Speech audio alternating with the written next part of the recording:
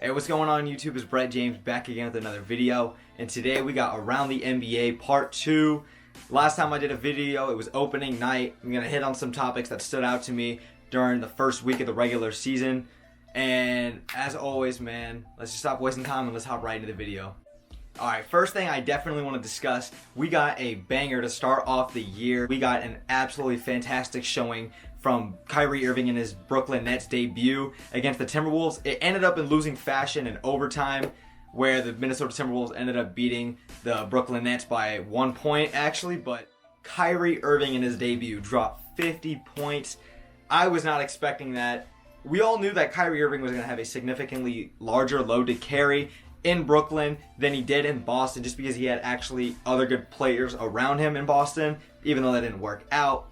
But here in Brooklyn, we did not expect to even see 50 points on opening night. We know Kevin Durant's out for the year, so we know that Kyrie's going to have to be that leader. But my goodness, did he tear it up.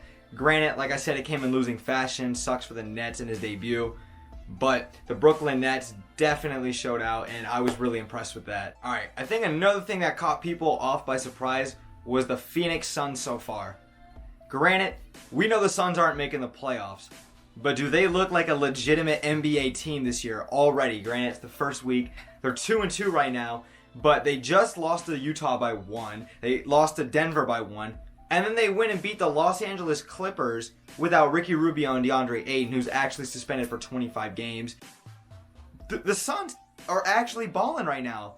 Like, I don't know what's up with that. I mean, maybe the system with the new coaches now just fitting in right. Devin Booker's honestly not even like playing outstanding. He's just playing like Devin Booker. It's not like he's out there dropping 60, 70 points like he did against Boston that one time. But the Phoenix Suns look like they're just a good competitive team when you go up against them. Like I said, I don't expect them to make the playoffs or anything, but am I thoroughly impressed through the first week with the Phoenix Suns?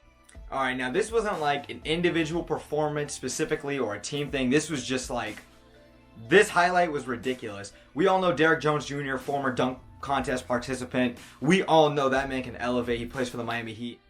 Did he get up on this play? I mean, he went and just yammed it over Valanciunas. Like, that was a mad dunk. That should be already in the Dunk of the Year contest voting once he gets there. Hopefully guys like Donovan Mitchell, Zion, Aaron Gordon, Zach LaVine, all the big names, they enter the dunk contest this year. And then speaking of Memphis, Memphis just beat Brooklyn in overtime as well. Back to Kyrie Irving, he actually got blocked in the final seconds of the game. John Morant with a huge block. And then former Jazzman Jay Crowder hits the game-winning 3 as time expires. What a huge shot, and Memphis is another one of those teams. We all know they're not going to be competing for a playoff spot in the West, but they're going to be a good team defensively. They're still going to go out there and make it a dogfight every single night. And that was just a great game to watch. I was really impressed with the way the Nets looked and the Memphis Grizzlies in both those games. Alright, now the elephant in the room. What the hell's going on with the Golden State Warriors? Like, we know that they have been this huge dynasty that has just absolutely dominated the NBA for the last 5 to 6 years. And we didn't expect them to go to the finals this year or anything like that, but we still expected them to be a competitive team. But they just got blown out by the Golden State Warriors. They were down 30 plus at halftime. And they were abysmal, to put it plain and simple. And not just the Thunder game. Like, they've played bad this whole season so far. Granted, we're in the first week and a half of the season, but they do not look like the Golden State Warriors. And outside of D'Angelo Russell, Steph Curry, we're really going to see what kind of coach he is this year. If he really just inherited 5 All-Stars, really, or if he's truly that great of a coach. I don't expect the Warriors to continue to be this slow. They had a nice bounce-back game, D'Angelo Russell and Steph Curry specifically, against the New Orleans Pelicans. Great win for them, but I'm a little concerned with the Warriors, but I'm not trying to overreact. I still know that they're a great team for the most part, but we'll see how they do going forward. Alright, and the last thing I want to hit on that stood out to me was Andrew Wiggins. We all know Andrew Wiggins, former #1 overall pick. Wiggins has been a bust, to put it plain and simple. He's not the worst player in the world, you know, but being the #1 overall pick that he was and all the hype surrounding him coming out of Kansas, he has not produced at the level, and he's just been an inconsistent player in his short career so far. For me, this is my last year to, even consider Andrew Wiggins being a decent NBA player. I think he's a role player at best. I think that's really all he's ever going to be. I see him as like a Harrison Barnes.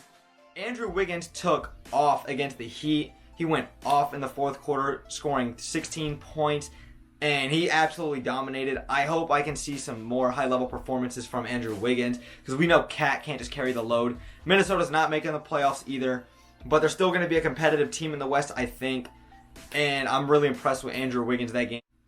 Alrighty, you guys, that's it for this week's video. Thank you guys so much for watching.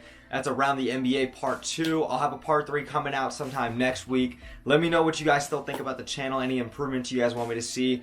All the socials will be down below. Thank you guys for your support, and I'm out.